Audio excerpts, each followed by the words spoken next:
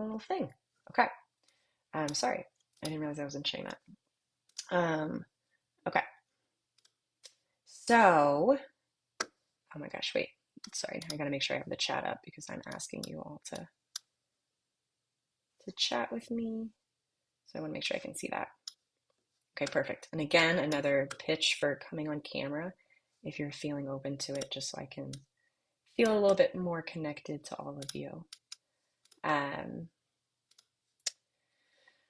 my goals for this webinar, okay, ultimately, the goal is for you to start a business and for you to reach your business goals, whatever those may be, depending on where you're at in your career. Um, I want 2026 to really be the year that you talk about for the rest of your life because it's the year that everything changed. I imagine everybody in this room wants to create some sort of change, maybe has some big goals for the new year. And so I want this to be the year that you talk about forever because it actually happened. Um, I also want this to be a year that you stop feeling exhausted, underappreciated, and like you're going through the motions. And really a year that you start to live with purpose. I talk about my story a lot. I won't go into it entirely here, but there were so many years in my role and when I was in a 9 to 5 that I just felt unfulfilled in my career, right? I felt like it lacked purpose. I felt like this isn't what I dreamed about when I was a little girl. And I always rated it pretty low. And it took a lot of time, a lot of support for me to actually get the courage to create change. And I do not want anybody in this room to feel like you have to wait to create change.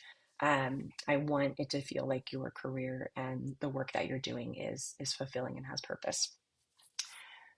Other things, I want you to leave this session with clarity, honestly, not just about like how to simplify the process of starting or building a business, but also how to make the process simple, doable, and exciting instead of daunting or out of reach for someone like you.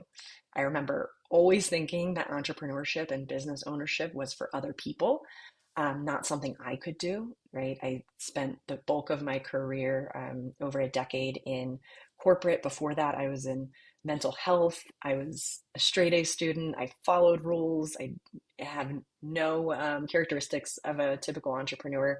So it was almost like there was this secret of entrepreneurship that I wasn't worthy of for people to share with me. And that's how I really felt. So I want this conversation in this session to feel like there's clarity and it's doable and it is something that's for you.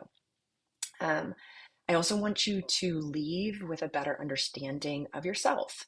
And in that understanding, I also want to encourage self compassion, which we'll talk about, because everyone in this room is a human, and the reasons we don't do what we say we're going to do or get stuck are all very human reasons.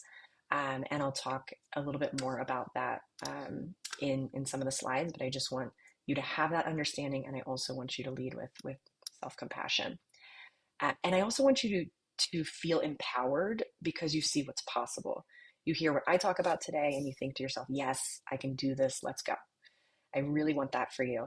I do these webinars and offer really practical steps and insights on my podcast, which I'll share and talk about, all because I want you to start a business. Like, I want you to stretch yourself. I want you to start this thing that you've been thinking about, this thing that you can't stop thinking about, right? And I want you to see that you can create something of your own and leave a traditional 9 to 5 if that is what you want to do. I've supported so many moms to do that, so I know that it is very possible. And I've supported myself to do that as well, so I know it's possible. Would love for people to also share in the chat or raise your hand, or I mean, maybe not raise your hand since we only have a few people on camera, but if you are a mom, this training is like the work that I do. I work specifically with moms because our challenges are especially unique and robust. Um, that doesn't mean that if you're not a mom, that these things, the things that I'm going to be talking about, won't be valuable or helpful. It's all of these things still apply. But I just wanted to get a feel for who in the room is a mom. And I will be referencing moms regularly again, not to other folks who aren't moms, but just to moms are my people, and our obstacles are unique in a lot of ways. So just a heads up on that. Um, I also want to just mention that I talked about hosting an event a few months ago, and I really want you to feel open to share with me how you're making everything that we talk about in this webinar happen. I would love for this to be a more of a community, for this to be something where you feel connected to me, you feel connected where you can reach out for resources. Like I said, I hosted that event a few months ago, and one of the moms left feeling so inspired and has been emailing me regularly about all the things she's taking action on in her business ever since. She actually launched her business on December 31st. And it's so exciting. And I love celebrating these things with folks. So please feel open to sharing any of those wins and inspirations with me during the webinar, after the webinar, all of those things. Because that's what it's all about. I want you to go from like a little confused, unsure, probably a little bit of self-doubt to really feeling empowered. And the content I prepared for today is definitely designed to have you feeling energized and to take action. And I'm also going to be sharing at the end an opportunity to connect with me one-on-one. So there will be plenty of options and next steps for you to really feel like you can keep the momentum going. Okay, a little bit about me. For those who are new to me, I'm a certified business and mindset coach through the Life Coach School. I coach moms, specifically moms who've spent the bulk of their career in traditional roles, like a 9-to-5 role. I teach them how to start a business. I show moms how to step into that business owner identity that was so mysterious to me for so long, and how to make money, even and especially when they're starting with no idea of what they want to do, no idea where to start, and no time or energy to do it. I started my career as a mental health counselor and transitioned into corporate, where I spent over a decade in sales leadership, and then realized that corporate wasn't designed for moms. So I created my coaching business to empower moms to create something of their own. Now, like I said, if you're here today and you're not a mom, you're still very welcome. And all of these things that I address will be definitely things that you can use. We have an hour here today, but another way that you can take this conversation a step further and continue to build momentum, build accountability, is to follow my podcast. So I have a podcast, How to Quit Your Job, a mom's guide to creating a life and business you love. And I'll put the Apple link, but it's also YouTube, Spotify, all those things. I have an amazing podcast team that makes sure it's everywhere and accessible. So that is like having a little coach in your pocket, a little business coach in your pocket all the time. Episode 86 was released this morning, and new episodes come out every week. So it's tangible steps, it's mindset shifts, it's a lot of what we're talking about today, and all the other things that come into play with starting a business. So that podcast can help you stay accountable. I'm a mom of 2 little boys, Adley, who is 3, and Jude, who is 1. And we recently moved from Maryland to Denver, Colorado, within the last year, which has been a really fun change. And that picture of us there, of course, that's us. And we're in a place called Long Lake, New York, which is a little town in the Adirondacks that's very special to us. And if anyone in the room is familiar with Long Lake, please let me know. I'd love to share a little small world connection because it is such a small town. Okay. So I know I asked this a little bit before, or I asked you to share some things in the chat before. I want to dig a little bit deeper and ask who in the room, like how many people in the room want to start a business but are feeling stuck with actually starting the business, and potentially in that sharing like what you're feeling stuck with. Like, where does it feel sticky? Where does it feel messy? Um, and would love to also hear like how many people in the room have an idea like burning inside of you, but you just don't know where to start or how to take action. That would be helpful for me to know. Um, and also, I would love to see in the chat too if there's anyone who has started a business before, but it failed. So I have worked with some people and have been in the room with some folks who have done the thing and then failed, and it really has been hard for them to pick themselves back up. Um,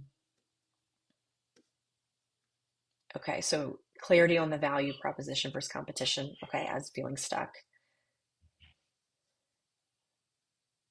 Oh, Stephanie, I'm glad you've tuned into the podcast. Okay, so Tiff started an LLC years ago, felt too big at the time. Okay, awesome.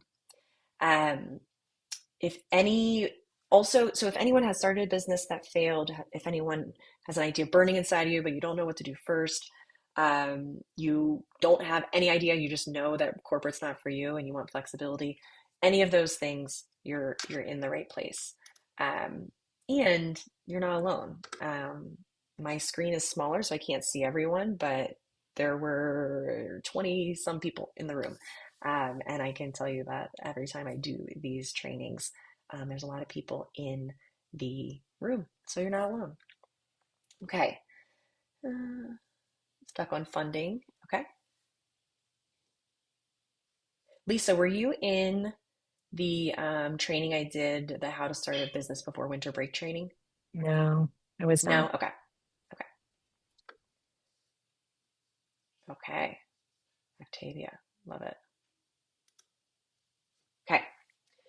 So, some of this, if you've already started a business, some of this will still apply, but this is really a slide for those folks who are feeling like stuck at the starting line and who are feeling like, um, they're stuck needing one of these things that I'm going to talk about. Because I'm going to talk about what you really need to start a business, but I'm actually going to talk about it as like what you really don't need to start a business. So some of you who are further along, still stay tuned. Like some of this stuff is going to be a good reminder or valuable for you to hear the way I talk about it.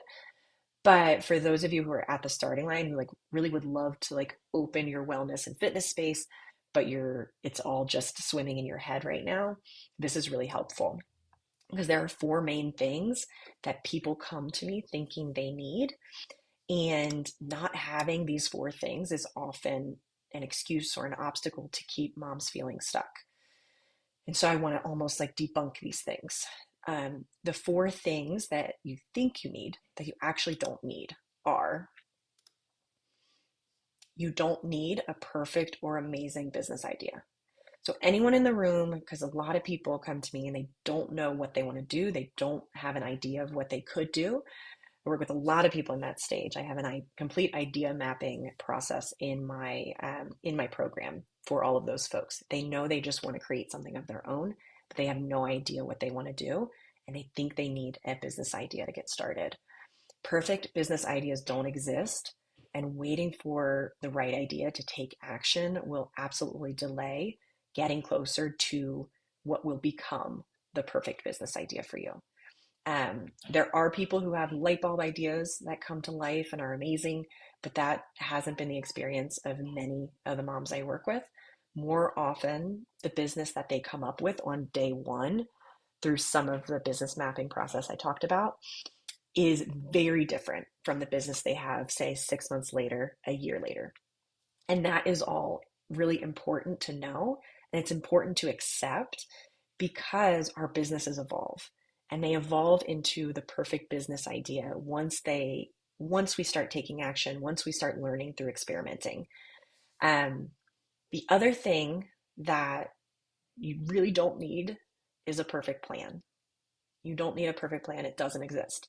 Okay. And I know Kate Luzio, who I adore, the founder of Luminary, does a business planning workshop monthly or quarterly. I don't really remember how often it is, but I've attended it and it's super helpful.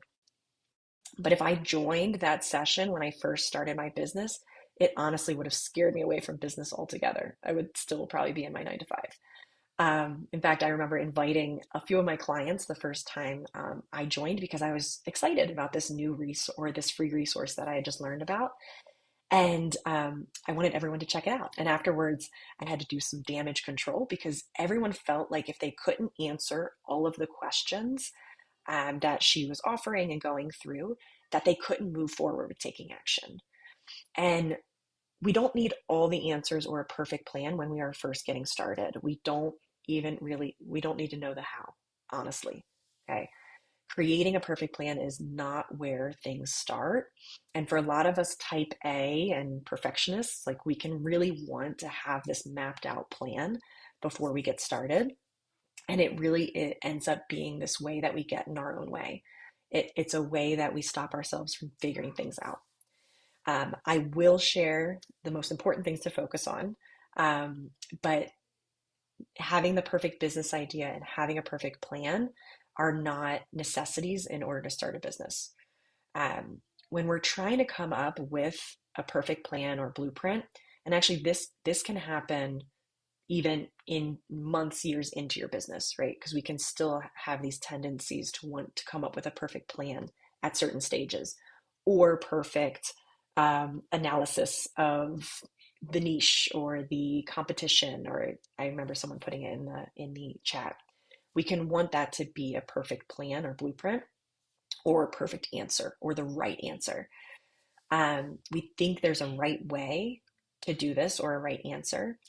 And it's easy to believe that business and all these questions that we have are black and white. There's a right way and a wrong way. But when we think that, we obsess over finding the answer. And when we obsess over finding any answer, it means that we are distracting ourselves from actually figuring out the answer through getting in there, from doing market research, from taking action, from talking to people, from soft launching, from doing webinars, from having coffee chats, right? You name it. And that's especially us perfectionists and people pleasers and straight A students where we want something, we want certainty and we want answers and we want the right answer. But a lot of times while we're behind our computer and we're building, maybe we're getting credentials and we're watching YouTube videos and we're, trying to learn the right way to do things, we're missing out on the time and space where um, we can figure things out through taking action. So again, there's no right or wrong answers in entrepreneurship, only experiments. And I would argue too, for anyone in the room who started a business and failed, there are no failures. Nothing was the wrong answer. Yes, there are consequences, maybe lost money, maybe there are, you had to shut down the business. There are things that happen to the business.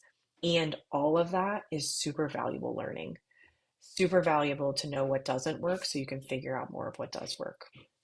Um, let's, the other thing I want to mention is for anyone in the room who has built your career in corporate, give yourself some slack because if you built your career in corporate or as a traditional employee, that means that someone has always been giving you answers and directions. Okay. Even if you had a high leadership role where you were coming up and solving problems and you were the one that people looked to, we all went through onboarding, we all went through trainings, we all had managers and mentors. We all had people we could lean on. And in entrepreneurship, we just don't have that. We don't have that type of direct guidance. And so it can feel really unsettling when we are trying to figure out our path and we are wanting to figure out what to do next when we don't have that guidance.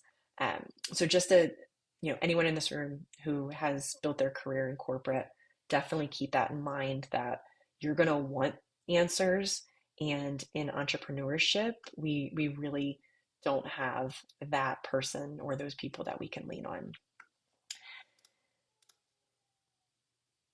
The other things, this should be 3 and 4. But the third thing, you don't need to be entrepreneurial 100%. Like entrepreneurial, what it means to be entrepreneurial is subjective. What you think about when you think about an entrepreneur is completely subjective. And so, we think that it means being comfortable with risks or uncertainty or extroverted or all these things. And I can tell you 100%, I'm the most risk averse person you'll ever meet. And I'm a business owner. I'm also quite introverted.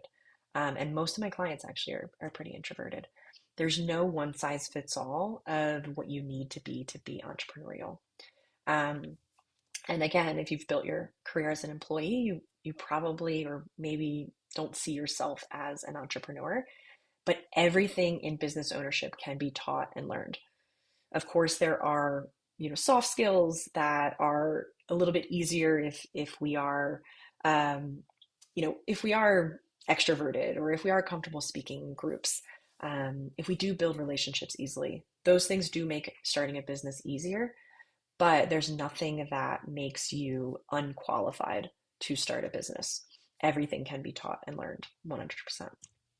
Um, what we really need is to be open to stepping into a different version of ourselves, a different self concept. Um, the other thing, and this is sometimes fighting words, but I say it from a place of complete love because I want you to do this, and I know you have a lot of obstacles and you want to create change.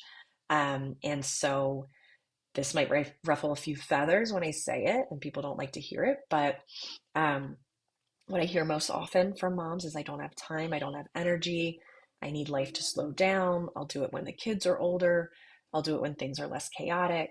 Um, and I know that we do have time for building a business because we've proven that we have time for things that matter. Especially us moms, we clear our schedules. When the kids are sick, we make time for the hundreds of kids' activities that we schedule, all the sports, all the play dates. We even like, when friends or family ask for help, like we find the time to support them. Um, Maybe we even sometimes find time to watch Netflix and sporting events and read books, right? Which I fully support, all these things. But I see that we do have time. We do have time for what matters. So the problem really isn't that we don't have time or energy. It's that investing time and energy in our dreams is usually not a top priority for us moms. But I do want to change that today. Um, but all of these things make us feel stuck. It makes us feel like we can't move forward. Okay. And it's really important to know why we do this because all of this is by design, right? Everything we do that holds us back from starting and building a business and keeps us feeling stuck in indecision or inaction or confusion is because our brains want us to be stuck, right? Our primitive brain wants us to feel safe, and doing anything new feels absolutely threatening. Our brain is afraid of doing anything new.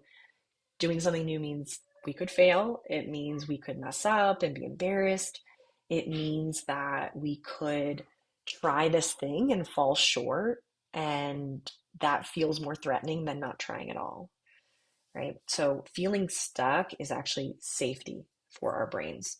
And that is why the default is always going to be things like overcomplicating, wanting to wait for the perfect business idea to come to us. Sometimes we compare ourselves to other people and we say, what's the point? They're so far ahead of us. Um, Overthinking things. I know there's probably some chronic overthinkers in the room. I know that that's me. Also, chronic learning. So we love to be lifelong learners, but learning feels safe. But it's also uh, we're perceiving ourselves as moving forward, but we're really not. Right? It's kind of like this safety net for us to keep learning, so we don't have to do. Um, and there's one overarching issue behind all of these things, and it's of course like our brain. Our brain is at the center of it, and it does not at all mean that you're not cut out for starting a business, whatever your flavor of obstacle or what I call mental drama is. It just means you have a human brain. And we love our brain because it allows us to think and plan and be creative, and do so many things that no other species in the animal kingdom can do. So we love our brain. I always say that our brain is the problem and it's the solution. Okay, so with this, there's only one thing that you really need to start a business. We need to better understand our brains. 100%. And I know that your brain probably at this moment is giving you all of the things, the other things outside of getting to know your brain and really understanding your thoughts that are obstacles, right? There's funding and there's why you would need a space for my fitness space and I'd have to invest and I don't have the money and I don't know the competition and I don't know where to go for market research, right? Yes, all of those things exist. But at the foundation of all of it is our brains that make it really hard to solve any of these problems. Okay? So the problem we really need to solve in order to start a business is not that we don't have a business idea or we don't have a plan or we don't have funding, is that we don't understand our brains. Okay? Because our brains are defaulting to all those things that I talked about, defaulting to overthinking, overcomplicating, waiting, um, and it's all very convincing. Okay. But our brain just wants to stay safe. I always talk about our brains as toddlers running around with scissors and like not like the plastic protected scissors, it's like kitchen shears. So, toddlers who are running around, they need adult supervision. If without adult supervision, they're dangerous. Okay. Our brains also need that adult supervision. And so many of us go through our days and we don't really have a method of supervising our brain. Okay. We have 60,000 thoughts a day. And if you were to write down everything you think on a daily basis, I'm sure you would write down some very interesting sentences, mostly untrue or exaggerated. Actually, one of the exercises that I always have clients do is what I call a thought download, where we just write out all of our thoughts. And then I say, like, we kind of like burn that piece of paper. If you actually did that exercise and you truly wrote down everything that was going through your head about any problem or concept, or especially about yourself, there would be some pretty ugly things on that piece of paper, right? I always say write down the good, bad, and the ugly. But all of those thoughts are living in our head all the time, and they create a lot of resistance to doing anything, to taking action in any way, to solving problems in any way. This is also the key to creating time and energy without changing anything about your circumstance. So even outside, this is like life hack 101. Okay. When I talk about like that you don't actually need more time and energy, what I'm talking about is that you can create time and energy without anything changing by just supervising and understanding your brain. You can create time and energy and not wake up a minute earlier, not say no to things, although I fully support saying no to things, but you don't have to. You don't need any extra time in the day. You can create time and energy with 24 hours in the day. Is because when we understand our brains, we don't allow our thoughts to exhaust us. And this is how we can build a business when life is already full. This is part of capacity work. And we grow our capacity to be able to do things outside of what we're doing on a daily basis because we are taking care of our brains and checking ourselves and challenging our thoughts. Because life is full of responsibilities for everyone in this room. I'm not saying it's not. You're completely valid in feeling like you don't have time and energy in this moment. Um, but there are definitely pockets of time and energy that can be saved and used on the business and solving these problems when we're managing our mind. And I want to give a real example. And I think I wrote down two examples here, but because it sort of sounds a little bit woo woo until you actually kind of live this and recognize it. But um, and maybe something like this has happened to you before. But I want you to imagine you're at work. It's super busy.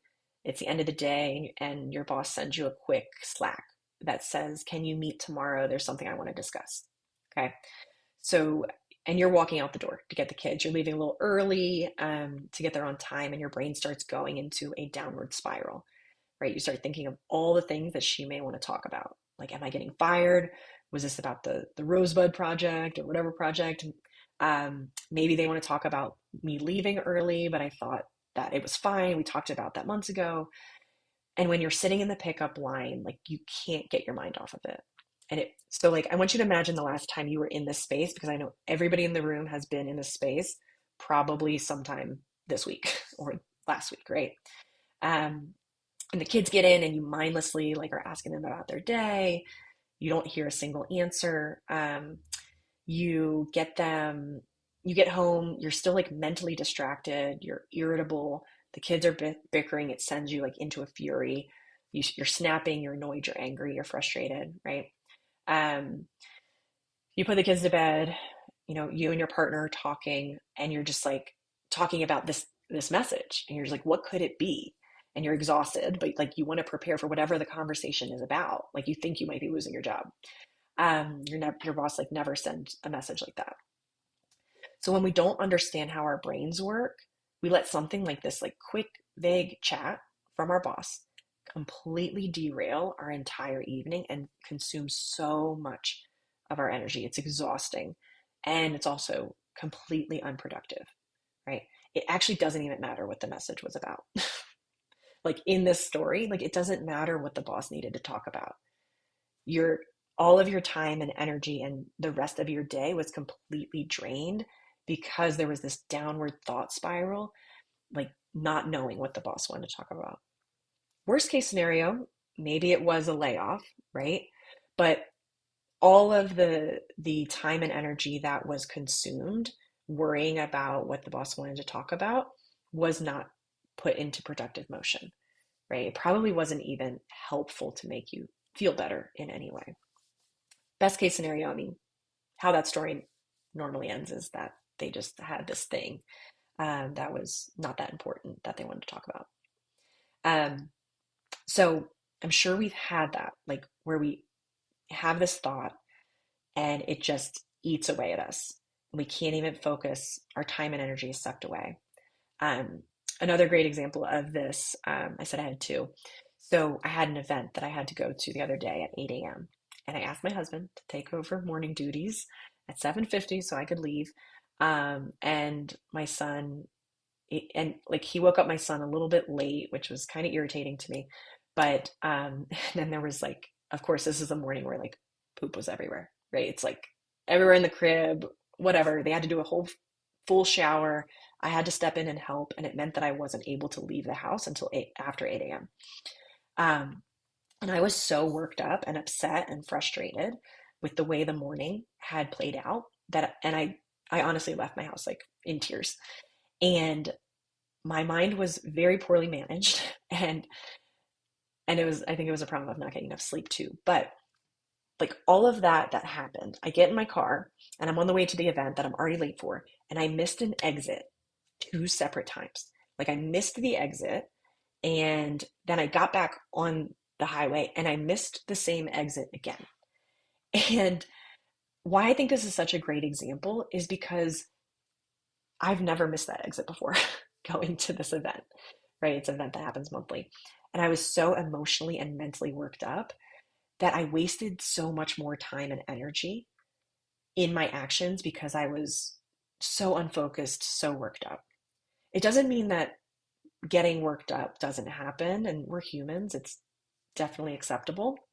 I just want us to recognize that there are pockets of time and energy that we can get back if we get a little bit more curious and we tap into understanding and supervising our brain. It's actually quite amazing how much time and energy we get back when we start thinking about capacity. Um, the other thing I want to say is like, it's helpful when we don't like believe everything we think, right? When we don't understand our brains, we just believe everything we think. All of our thoughts go unchecked. I want you to know that thoughts are just sentences in our heads. They are not truths. They are not ultimate truths. I love Byron Katie, if anyone's heard of her work. She has four questions with that you can ask at any time and with any thought. And the first one is this true? The second is, can you absolutely know that it's true? So many of our thoughts, we can't absolutely know that it's true. They're mostly subjective. So, but when they're unchecked, unchallenged, or unsupervised, they become absolute truths. Um, And one of the examples that I want to give of this, because for anybody in the room who is wanting to come up with a business idea, um, I have a client who's also working on that. She's coming up with a business idea. She's at the very beginning of her journey of starting a business and creating her exit plan to leave corporate. And for years, she kept a little book of ideas and exciting businesses. And now that we're in the work and going through this business mapping process, she has the equivalent of like writer's block for business ideas. And what we discovered is that she had a thought lingering that was going unchecked or unsupervised. And when we dug in, we found that she had this thought that she needed to come up with a creative masterpiece. Like that was just a thought that she had. Her business idea needed to be a creative masterpiece. And she's been just believing that thought, um, not even knowing it was there really, like not writing it down, not knowing it was a sentence in her head. But once we get talking about it and she did sort of have it supervised, she realized like that was a really important thought in her head. And that thought was creating so much pressure and self-doubt, right? Which it's a tall order to come up with a creative masterpiece. And when she feels that pressure and self-doubt, she's obviously going to avoid the work and can't access that part of her brain that's fun and creative. And we do this all the time.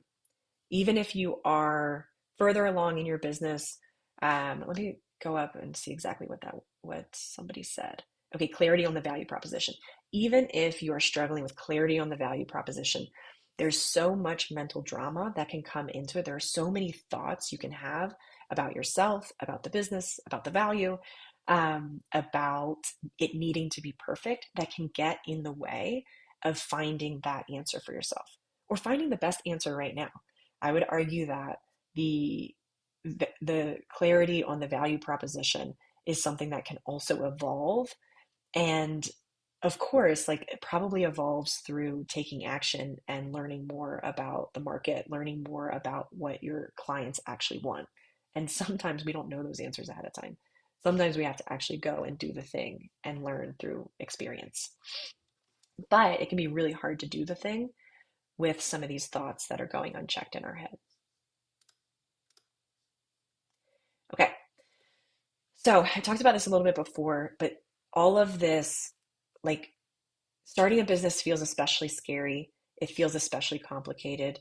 It feels especially out of reach, um, because it is everything that you do in business will be something new. Even if you've started a business before, every stage of business that you get to is something new. There will be something new about it that you haven't done before. No matter how many skills you get, no matter how much confidence you get, there's always going to be a next stage where it feels new. And that is a red flag for your brain. It wants nothing to do with any of this. Um, and if you want to start and build a business, it requires learning from doing. You will need to take action and then figure out what works and what doesn't work. And honestly, the more you can figure out what doesn't work, the closer you get to what does work. And it's going to be really hard going through the process of what doesn't work because that feels like failure, but that will give you answers. Those are experiments. And the more experiments you do, the closer you get to the winning hypothesis, right? Um, you're not going to get it from reading books, completing a course, or from overthinking, right? That those are beautiful ways that our brain stays stuck and comfortable. Um, and I see that you say allow yourself to move. How do you allow yourself to move forward if you don't have as much knowledge, resources, support as you'd like? Um, Knowledge, resources, and support. I mean, it depends on the industry, but knowledge can come from experience. Resources come from taking action. Like there are resources out there. Support, there's tons of support out there.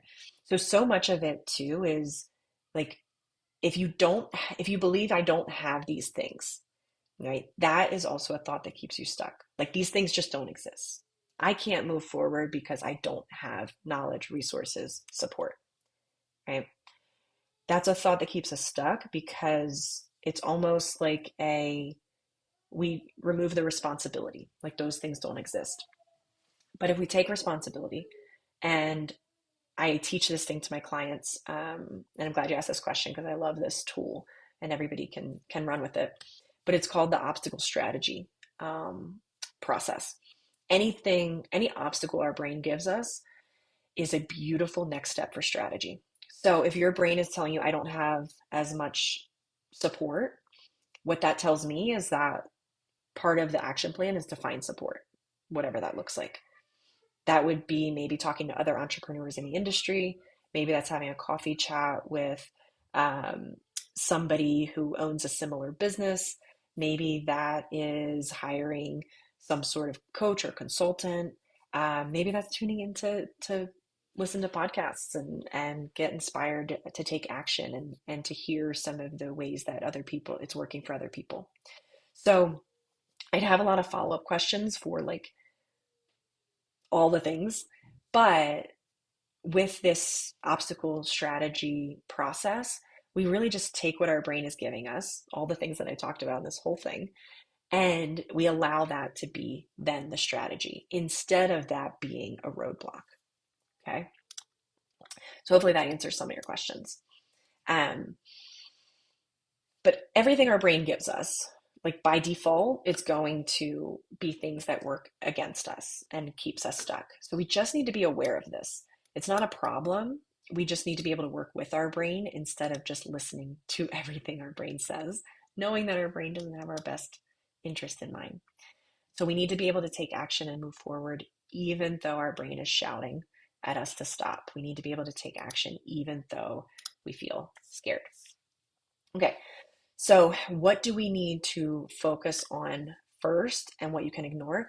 And um, this piece, like even if you've started a business, this is still what you need to focus on first, because I imagine that for a lot of people in the room, this foundation wasn't built in starting a business. Um, so you can ignore like looking for answers. You can ignore hope or desire for a perfect idea or plan, that those things will just come to you.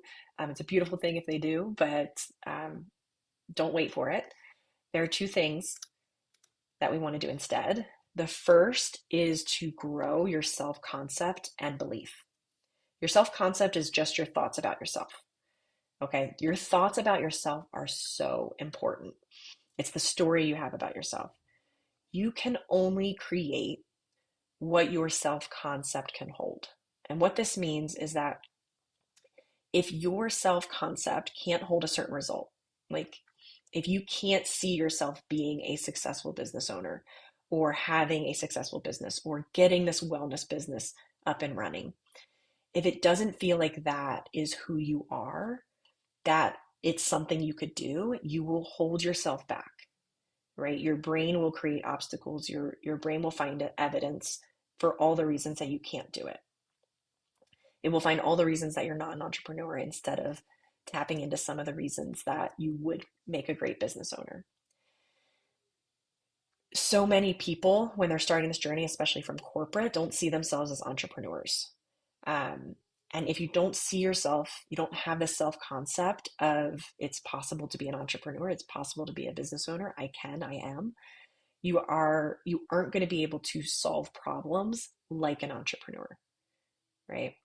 Um, a great example of this that I see often too from moms who are starting business and shifting from employee is specifically lacking the belief that people will be willing to pay you, right? So we, maybe some of us, many of us, I know, in the room, like in corporate, are paid a good amount of money, maybe six figures, maybe multiple six figures for expertise and hard work in corporate.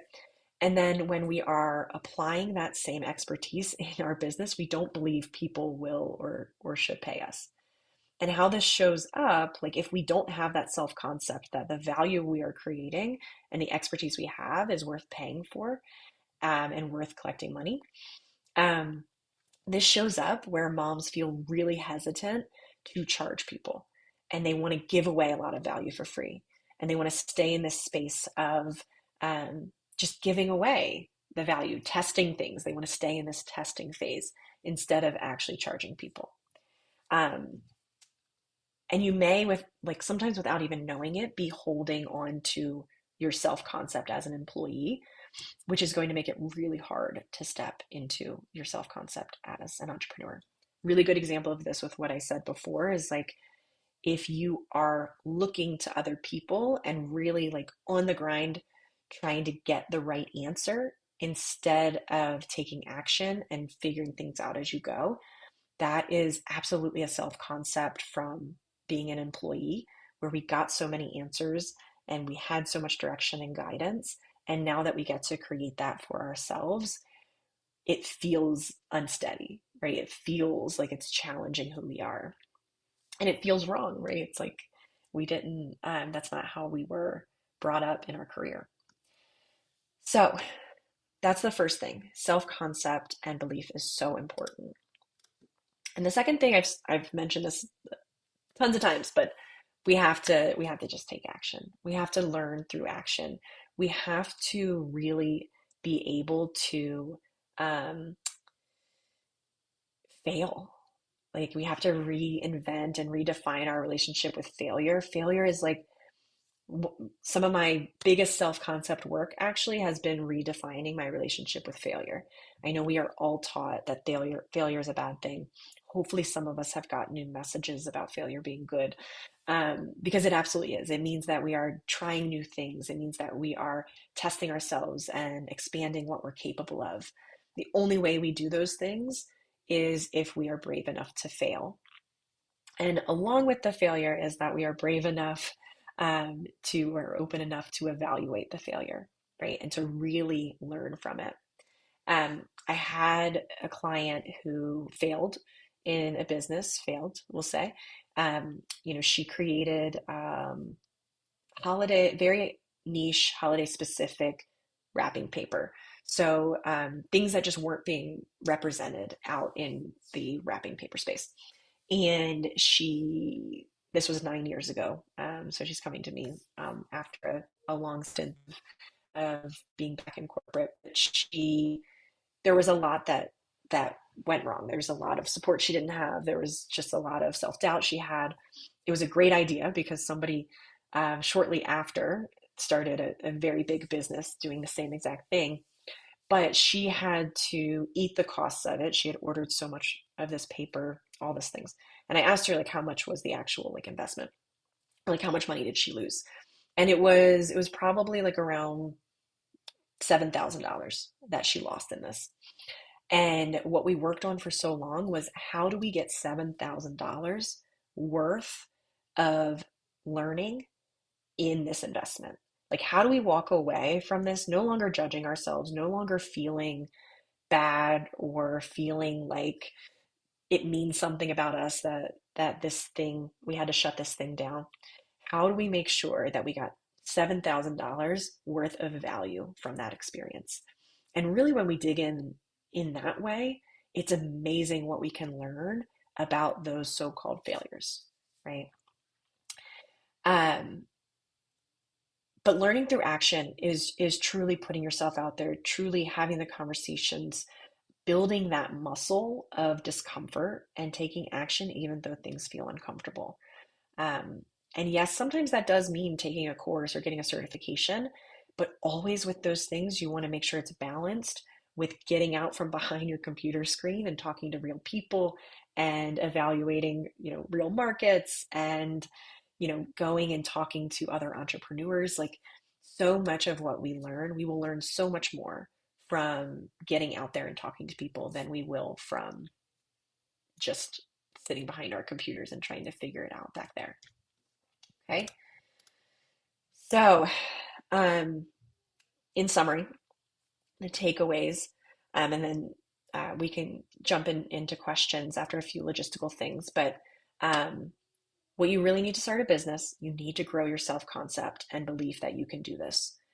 You can do this. I've watched so many other moms and women do it. None of them felt like they could do it at the beginning. Like you absolutely can. Lean into, those role models, lean into those people who have done it, and you are no different. They are not special. I am not special. I always say that to my clients. Like, anybody can do this. Um, there are just things that you have to learn about yourself and change about the story about yourself so that you can feel energized in this work. You need to start taking action before you feel ready so that you can build the skill of learning by doing. You don't need a perfect plan, you don't need a perfect idea, you don't need those entrepreneurial, I hate that word actually. I wish it was different. Personality traits or like more time and energy to get started. You can just get started. Okay. Any obstacle is really just a thought problem. And any obstacle can turn into a strategy, as I mentioned. It all comes back to our brains wanting to stay safe. And so, if we are managing our mind and supervising our mind, that's how we find the time and energy to build the business. That's also how we find the really creative and fun solutions to build the business as well. So, as I mentioned, a couple of not housekeeping, logistical things. I'll share my scheduling link. Everybody in the room is there's a one free 1 hour consultation for anybody who's here today. I also am going to make sure that everyone who is registered for this webinar will get an email from me, and it will include a few things. It'll include a link to the podcast with 3 episodes that I recommend starting with based on some of these themes today and some of what was shared in the chat. Um, I'll also be inviting you to join my email list. So I won't automatically add anyone to the email list. But so be sure to reply to opt in if you want those weekly resources and tips and mindset shifts and all the things. And I'll also include a link to schedule that free 1 hour consultation with me. I've also, again, put it in the put it in the chat. You can't actually click on the screen. I had the finger thing to make it look like it, and then I was like, you can't actually click on that, which would actually be helpful. Um, so that consultation is really a space to work out what I call the mental drama in your head, whatever your flavor is. We all have a different flavor. It's an opportunity for you to talk about yourself, your business goals, what's getting in the way, all the messy ideas. Like, you come to that with sort of just throwing spaghetti at the wall and leave feeling like you have direction, you have answers, you have sanity in a lot of ways, and really that you can do it. I know when I say it to a group of however many people are in here, it feels like Jenna's not talking to me, like, because she doesn't understand or she doesn't know my circumstances. And I would love to know your circumstances. I would love to understand. And then I would love to also show you how it is still possible for you. The things, everybody walks away from those calls with 3 main areas that are where we need to focus. And it is a little different for everyone. What we cover in this training is like more general in a sense, but you'll walk away with 3 things that you can do to move your business forward, to get it started, to find funding, to focus on, to figure out the competition or figure out the value or figure out your niche, whatever it is that you're stuck on. So I always share 3 things to get you moving. And honestly, it's really rare to have that space. I know I have some lovely friends, but I never really talk to them about my big goals or hopes and dreams. It's something that I always keep really close to the chest, or whatever the saying is. And it is really amazing to have a space to just dream and just workshop what you need in order to bring that dream to life. So that's the scheduling link. I know that there were some questions that I missed. Does anyone have questions while I pull up? I know I had a couple of DMs while we were here. Are there any questions that I can answer before finding those DMs?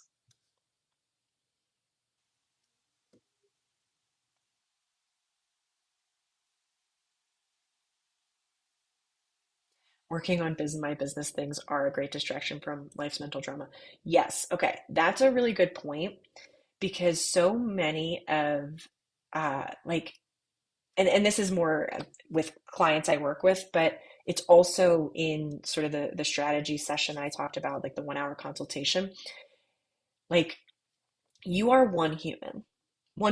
So I know a lot of us try to separate ourselves from from maybe the business, and we have the business as a distraction, or we have this other thing as a distraction, but we're one human and we need to take care of all elements of ourselves.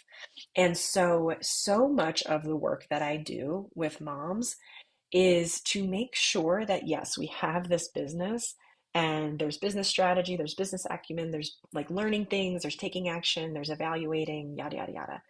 And we need to make sure that we feel really good and solid in our life too.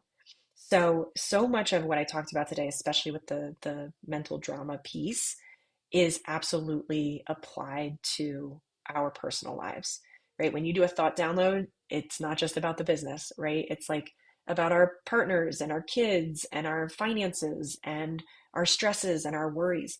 Those are all living in our head rent free all day, every day. The 60,000 thoughts, most of them are thoughts that are draining us and thoughts that are really distracting ultimately.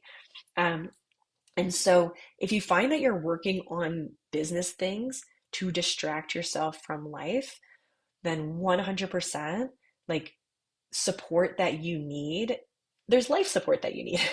And life support will help you to move your business forward. That self-concept piece, it doesn't just apply to believing you can do it in the business. It's believing that life is not chaotic, believing that you have time, or that you are important, or believing that the kids are going to be okay, or believing that your partner is perfect the way that they are, right? Like, there's a lot of work I do with people on their marriage and on their parenting. I'm not a specific marriage or parenting coach, but the thought model that I work with people, it spans everything, because so much of what is holding us back or distracting us or getting in the way in our business is sometimes life things too. A lot of times for moms, it's life things. So I'm glad that you brought that up. And I would encourage you um, to definitely find ways to get support and feel better at like the life pieces that are draining you, because there are solutions to those problems as well, 100%. Um, the questions.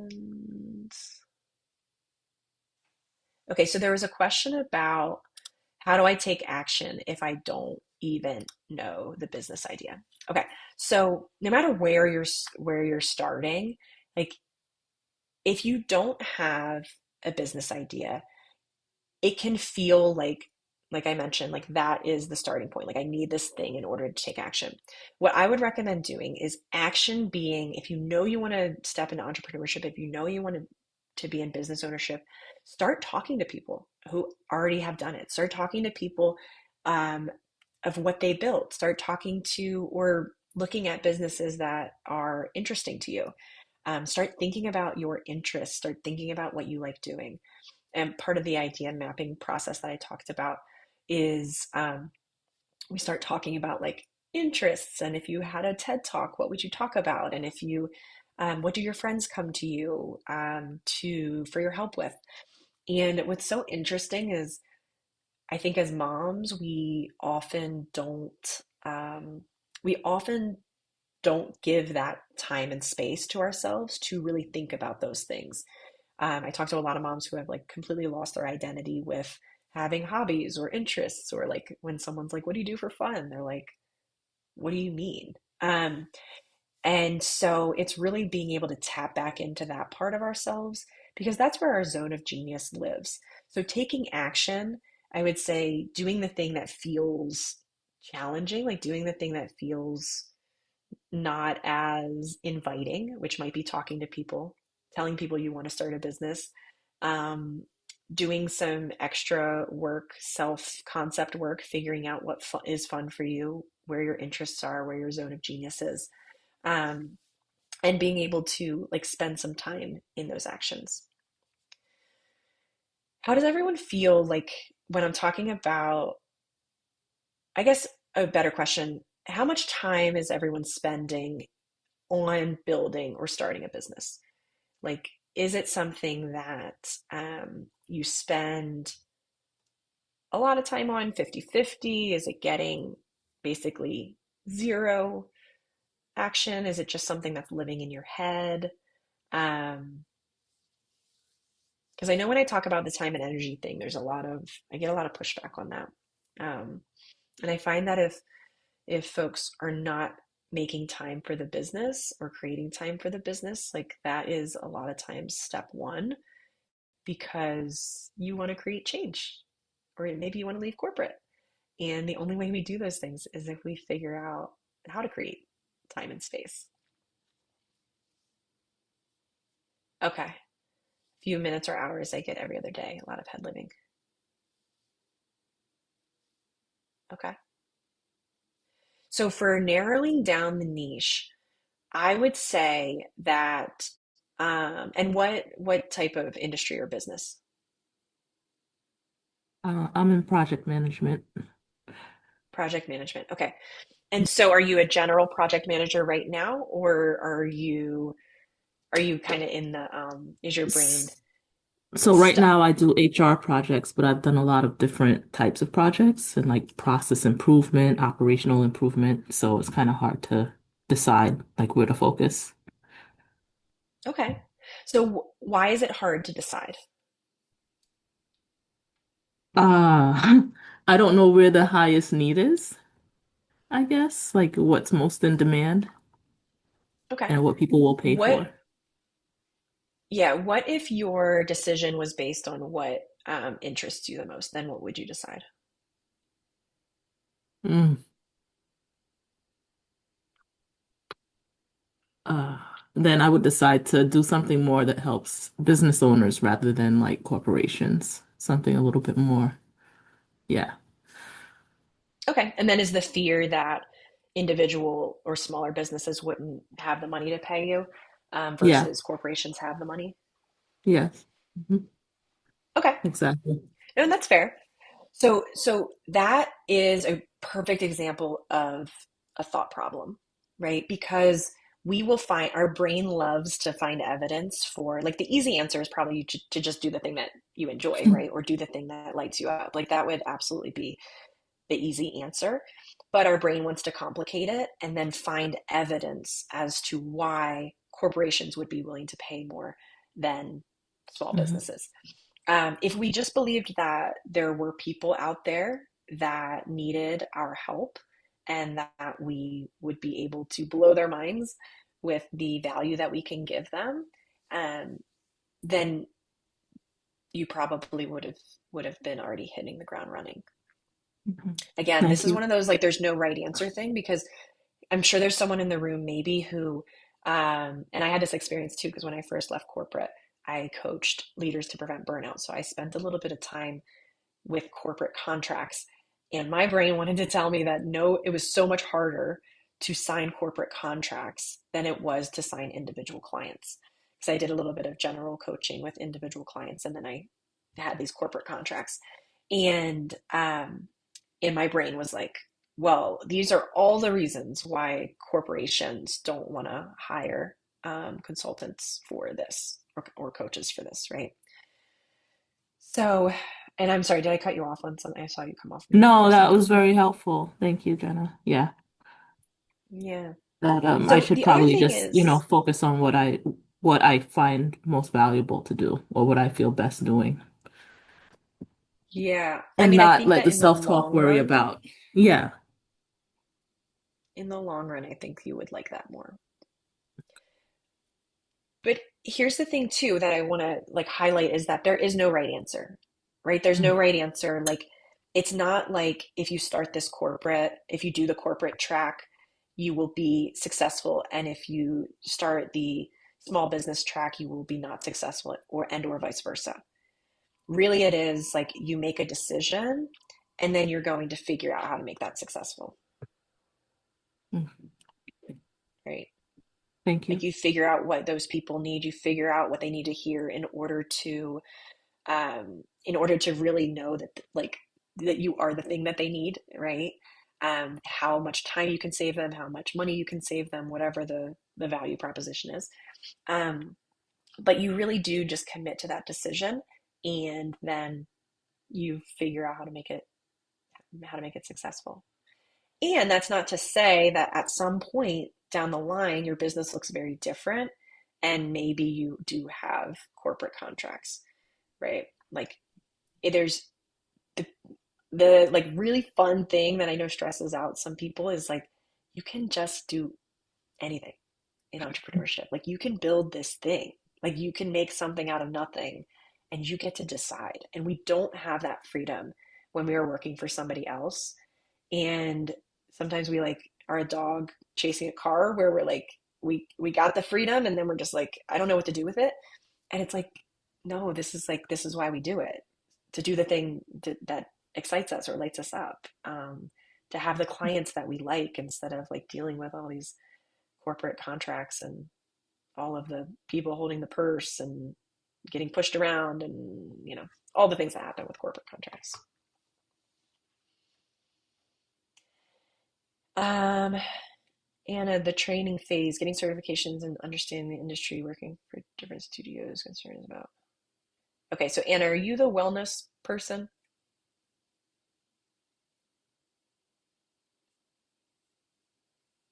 Yes. Okay. So what I would say here is like there's probably something that you know and some value you can offer in the wellness industry because you are interested in the wellness industry, right? That's not to say that certifications won't help, depending on what area of wellness it is, but I imagine that this interests you for a reason and you know things. So what I would say too is like you can take action, and this is the balance. Like I just want to make sure people don't like use learning and training as an excuse to wait to build the thing. Like there are ways that you can start building the thing. Like there are plenty, like you can do plenty of health stuff without much startup costs.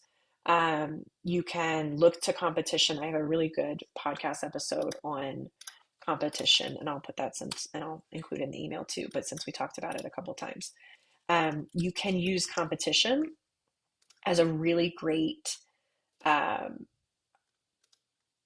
well, it's like not letting me click on that link, as a really great uh, resource for inspiration, right? Like you're not going to copy people, but off the top of my head, I know a handful of wellness coaches who do virtual, right? Which is very low startup costs.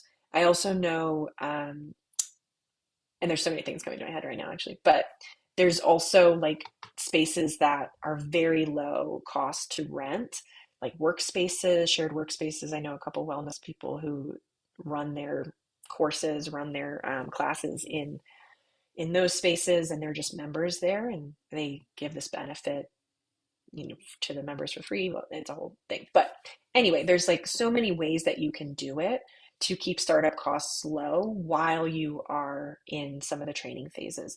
So I would challenge you to think about like if your brain were using the training phase and the certifications as a way for you to stay stuck right now or like have perceived progress but really not starting to actually build the business, like what are some ways that you can overcome the startup costs and whatever uh, competition conflict that your brain is creating, because competition can actually be a good tool for us to use. The main thing is to not use competition against you as like, look, they are so far ahead, because our brain likes to do that. It's like, what's the point? There's so many people already in this industry. The wellness industry is so saturated, right? The coaching industry is so saturated. The consulting industry is so saturated. Our brains will tell us that. And it's an easy enough shift to say, well, like if there's a lot of people doing it, then there must be a need, right? One simple shift like that can be huge in managing our mind, in making sure that our brain is not going unsupervised. Okay. Alexis 50-50 for me, otherwise I will not work for. Okay. Love that it's 50-50, and love that that feels, I mean, hopefully that feels like you have the capacity for it. I imagine that it feels like you do. I also love that you said nursing funds your business. Do you mind sharing what your business is? Um, but because so many of my clients, well, a lot of them come to me and they want to burn it down. They're just like, I'm so burnt out, overwhelmed with work. Like, I just want to quit and I want to start this business. And I actually really try to shift them from that need. Like, there's a lot of tools I teach in order to stay in your job and for it to not actually, for you to like get out of burnout. I think my, of course, my corporate experience with preventing burnout is really helpful here. But it's best to stay in this consistent paycheck and for it to be the ATM of your business. So I always talk about with people of like that business, or I mean that job is your ATM, and we love ATMs. They just give us money, right? And it funds our dreams. And one, even like a simple shift like that can really have us feeling more at peace with work. Now, of course, if it's a very toxic environment where there aren't a lot of things that we can do personally, depending on the situation, of course, I support leaving for our own mental well-being. But the longer that my clients can stay and build a really robust exit plan, the better, because it's really hard to build a business when you need to sign clients to pay the bills. For anyone in the room who has needed to sign clients to pay the bills, it's an energy that people feel. And it's something that really turns people off. It's not magnetic. And so when we burn it down, when we burn our corporate 9 to 5 down in order to start the business, like that is just a pressure that I like to have people avoid. There are ways that we can create capacity to do both, um, and to have a little bit of that financial safety net while we're getting things started. Uh,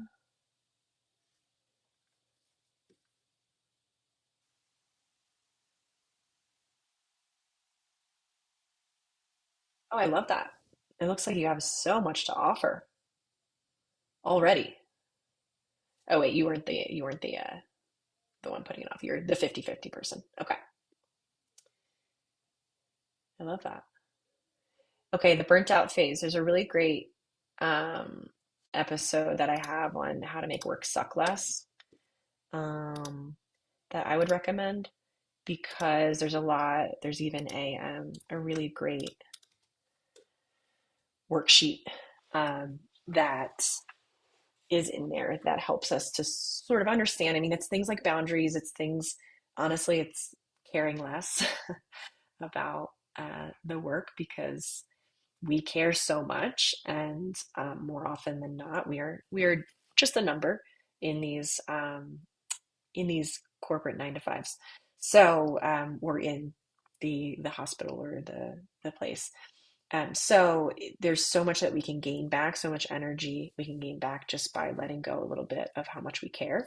And it's really healthy, and nothing changes with the work that we do and how well we do. We still maintain those high standards, and we just have what I say, we like reallocate our care. So we reallocate care to our business or our family, or and I talk all about that in the episode. Any other questions for folks in the room? I'm sad that I didn't see more lovely faces, but I am loving the chat action here. Hi, Octavia. Do you have a question? Hi, no, I'm just learning. I'm one of those people. I'm not a mom, but I am a solopreneur, and I had a business, started it with that game plan of being able to eventually leave corporate, and I got laid off. far before I could accomplish that. Last year was, one of those years for a lot of us. And Hmm. so now I am, I had to make a hard decision on, do I want to stay corporate and continue in that? Or do I think that my business can actually sustain and grow and scale? And so I made a huge sacrifice last year and committed to just full time the brand. And it's been a very rocky journey. And I think one of the reasons why I'm here is because I realized that even though I did start a business 9 years ago, I'm a scientist. I have no clue what I was doing when I started a business. And so there's so much about the fundamentals that I still need to go back over, to kind of solidify where I am. And it's like it's right now, in the full time, it's a lot. It's a lot of pressure. I am in that space that you just talked about where you really need clients and they can, kind of feel it. But thank God I'm not at that point where I'm like, please buy my product. It's not that, but at the same time, there is a lot of pressure. You kind of, you start to realize it and you start to feel it, but you just have to stay focused and stay the course. And so I'm here because I'm trying to learn some of those fundamentals and how to get out of that feeling like my brand is stuck and it's not really scaling the way that I want, but also get out of my own mind and my own imposter syndrome. So there's a lot there, but so that's my Yeah. nutshell. Yeah. Yeah, well, thank you for sharing. And what I would say is self-concept is so important. Self-concept is also going to be with the pressure piece because the pressure is there, like it exists. So even if you're feeling like you're not desperate when you're talking to clients, it's going to be an undercurrent in you. And so the more work you can do with truly like creating the plan, seeing the plan, believing in yourself to create the results that you need, whatever the financial results you need, the more you can approach clients or approach marketing from this place of service and giving instead of get energy. So often I talk about give and get energy. Get another podcast. I don't know if people are enjoying me sharing them, but there's a whole podcast episode on it where we as entrepreneurs we get in this get energy. We're like, oh wait, I want to do this webinar because I want to get clients, right? Or I want to send out this email because I want to get clients, right? And people can feel that, right? Like when we do things, we need to do it from this place of I want to give value. I want to give to people. I want to change people. I want them to whatever the product is that like I want them this change to happen when they start using the product. I have the cure for cancer and I just want everybody to know about it. I want to shout it from the rooftops, right? Like I want to provide so many people like success or relief or feeling better or you know time or energy, whatever the things are, right? Like we have to stay in that space of give energy. So even when there's pressure, you can pretty easily tap into that at any time. You can just check yourself again, like the supervised brain. You can see, like, okay, I'm getting into get energy. Let me step back and like recalibrate and think about the value I want to give. Like, if I didn't want anything in return, like how can I give and how can I impact people and like the value and what would I say if I wanted nothing in return, right? um so that's one thing I would say, like the self concept is huge because I would be curious like to what degree right now you feel like it's as good as done, like it's inevitable that your business reaches whatever financial goals or success goals you need or you want. I feel like it's there's in my mind, I feel like there's absolutely no question that it's going to happen. I just Okay. I I just want it to happen like yesterday. Sooner. And that it's but at the same time, one of the things that I do in those moments where I have some of those times where it's like, oh my God, I have this bill due. I only have this amount. I have to buy supplies. You know what I'm saying? Like one of those points where you kind of feel like the doubt starting to build up. It's like sometimes I take a minute, I take a deep breath, I say a prayer, And then I remember where my business was last year this time. And I Mm-hmm. think I even sometimes go back in my social media and like look at some of the things that I was talking about like last year. And that helps me to remember how far I've already, you know what I'm saying? And so it's like when I Yeah. get in those moments where I'm, where I'm in the thick of it, I'm like, you got to remember it's one step at a time, it's one day at a time. You are a human, like you said earlier, we're human. You know what I'm saying? You're not going to be able to do it all at once. Everything is working out. Look how far you've already come, you know what I'm saying? And so then some of those moments kind of give me a little bit of relief, like, okay, all right, but it's I Yeah. absolutely believe that it's going to happen. I'm going to reach my goal. It's just I'm one of those people who likes a plan. And so, getting laid off and life going upside down just completely messed I'm looking at my corporate job like, how dare you mess my plan up? You know what I'm saying? But Eh, yeah. yeah. No, Yeah. I actually and I feel for anyone in the room going through a layoff. Like it is one of the worst, like the worst news to be given. Like one of the things that just like feels so heavy and hard. And so many people that I like talk to, like they have they have this other thing that they want to be doing, but then when you still get that, like it hurts, right? And 100% though, like everybody I've ever coached or talked to who has been laid off, like they look back and they're like, I'm so grateful, right? And it's hard to, it like, obviously there's so much difficult, cards to be dealt in that moment, but like layoffs, they happen, which is why I say that corporate isn't exactly the most risk averse option necessarily, right? It's like because somebody else now gets to decide your fate. Like you could just walk in one day and your whole life changes. At least when you have a business, it's you. So like for you, it's like you're going to do whatever you need to do to make this business successful. And what I would recommend for you is to really be evaluating the things that you're doing, focusing on like what's working and lean into the things that are working. Sometimes we like to like think we need to do all these things because there's voices out there that are complicating the message and they're saying like you need to be on LinkedIn, you need to do webinars, you need to do Facebook ads, you need to do Google ads. Like they're all saying things, and we really just need to tap into like, okay, well, what is working in the business? Let me maybe 10x what's working in the business. Not financially. Let me just like spend more of my energy in this area if that's what's working. And the other thing I would offer is like something that might help with the pressure is knowing that at any point in time, you could go somewhere and create money. And I was just coaching somebody on this the other day, um, because she she signed a client, but it's like a government contract, and it's like taking a long time for like it to get approved. And she's just like, "Is this going to happen? Is it not going to happen?" And I was like, "It doesn't matter at this point.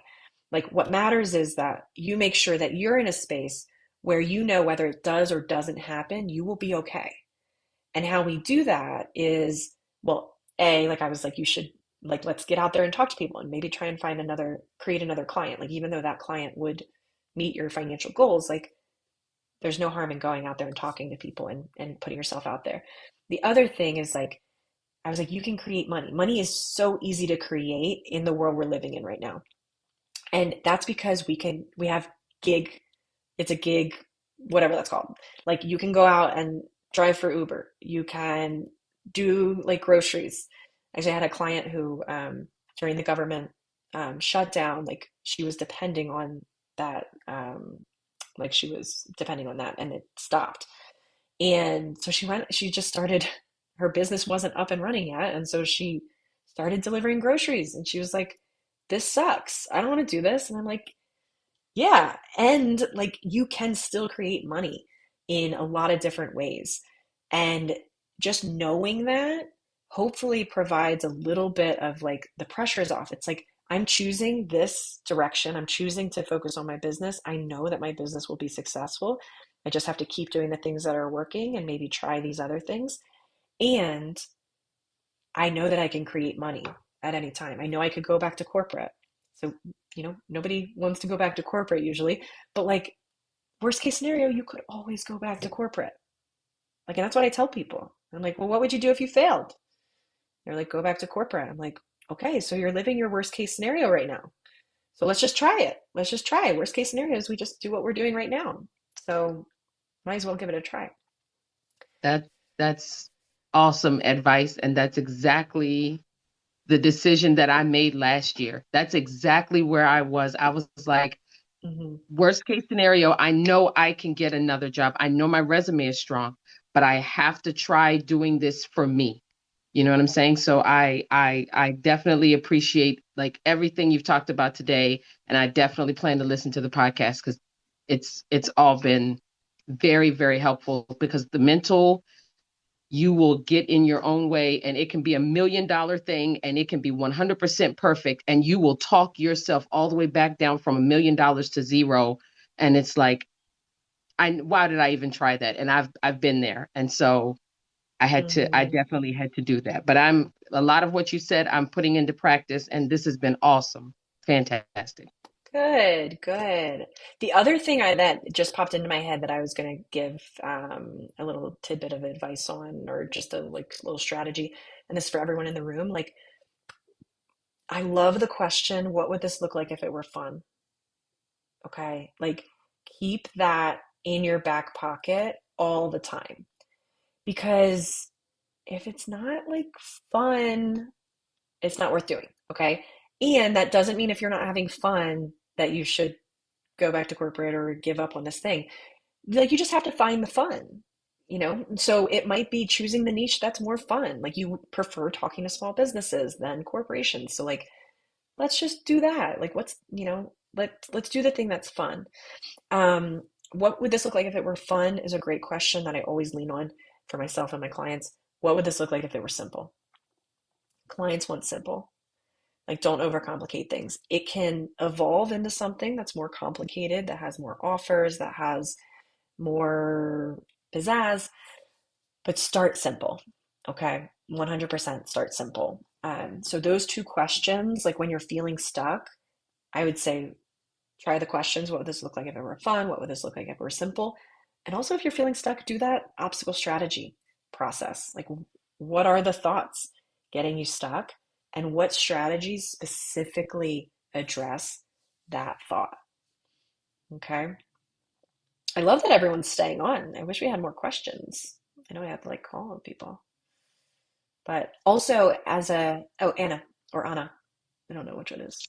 Hi. Correct me. I think are you Hi. able to hear me? Yeah. Okay. Great. Sorry, I'm outside. That's why I wasn't sure. I did have a question. It's kind of been like plaguing me throughout this whole talk, and it's about like the holding yourself back and thinking that, you need all this before you get started. And I, Yep. I just feel like, having Octavia said she's a scientist, and you mentioned being an overachiever. But having had that training for like literally decades, if you went through school and then like say graduate school, of like, well, I need to prepare a lot and I need to prepare alone, and like I need to know as much as possible, and then I'm ready, right? Like, so how do you utilize that and not let that be the obstacle? Well, I think you need to first recognize that that is the obstacle and that that is not true, right? So, you don't have to be over prepared. Like that's not a fact. So when I talk to about these things, like so practically what I would recommend doing, all the things you just said, like I forget all of the sentences in your head that you used, but I would write them all down. So that on paper, those are sentences and you can look at them. You can look at them strategically and say, like, is that a sentence that serves me or not? Okay, so you write all these things that are swimming around in your head, and then you want to challenge them. And you really want to figure out whether it's serving you or not serving you. And I talked about Byron Katie before. And I just love her work. And maybe I'll make a note to put that in the email I send out. But the questions are, is it true? Second question, can you absolutely know that it's true? The third question is, who am I when I believe this thought? Right? So you can ask that about yourself. When I believe I need to be over prepared, who am I? Like maybe I'm frantic, maybe I'm stuck, maybe I'm not doing the things, all these things. And who would I be without that thought? Okay, well, without the thought that I need to be over prepared, I would just be doing the thing. I'd be learning through taking action. I'd be learning through experience. Um, so practically, like there are definitely some strategies. There are definitely some uh, practices that you can do. I would say at the like the bottom line of it though is to understand that those things that you believe about yourself um, are just thoughts, and they are obstacles that like your brain is creating. And like we can also like infiltrate and plant new seeds of thoughts, right? So what you can do if there's this thought of like, oh no, I need to be over prepared and like perfectionism is important, and, like that's in my bones, like my parents taught me that, I grew up with this, like getting anything less than an A wasn't acceptable, like that's just who I am, and it feels like almost like triggering or like threatening to like challenge that. What I would recommend doing is like journaling on the opposition, the evidence for the opposite. It's like, okay, well, what is the benefit of getting started before I'm ready? What is the benefit of being underprepared and taking action, right? How will it be valuable to me and my clients if I take action before I'm ready, right? Um, I was just telling a story about this. Oh, I think it was with the podcast in either today or next week's episode, where I was saying, like, I started the podcast. I never wanted to start a podcast. People did tell me that I had like a soothing voice, which made me feel like, oh, like maybe I should start a podcast. But it was never something that I like. I don't feel like particularly energized to do that. And but I did it, and I found all the reasons that like this is something that I should overcome, like not wanting to hear my voice or not thinking I had ideas worth sharing or nobody's going to listen or like all these things that my mental drama, my brain was chattering at me. Like I solved for some of those things. I shifted some of my self concept. And then looking back, I mean, we're on episode like 87 now. And I'm like, what if I had let my brain, the default of my brain, win out? I would still be in this world where I'm kind of like, should I do a podcast this year or not? And all of the value, all of the hours of value that you all can go and listen to, and that I share with clients, that I share on webinars, all of that just wouldn't exist, right? And that takes time to develop. But the point I'm getting at here is like you have value that you can offer, and it's probably not going to be perfect. It's probably going to be a little messy. It's probably going to be a little bit unprofessional. I don't know. You're going to learn things. Like I learn things every day that I bring to my clients, right? It's like I just signed up with another coach that I'm super excited about. um, I have a business coach, but then she's going to be like my life coach. And she does a lot on reparenting and a lot on stuff. And I'm just so excited for what I'm going to learn and be able to bring my clients. But why I share that is because like I still have value to bring right now. Like there's a part of me that does feel bad for all of my past clients who won't get this version of me, who has all of this new stuff that I'm about to learn this year. And I still have value that I can give. Like you still have value that you can give. And as you learn more and as you get more certifications and as you get more credentials and as you get more modes of wellness, like you're going to be able to bring that into the practice. But there are things that you could do now that are imperfect and maybe a little messy that still brings value.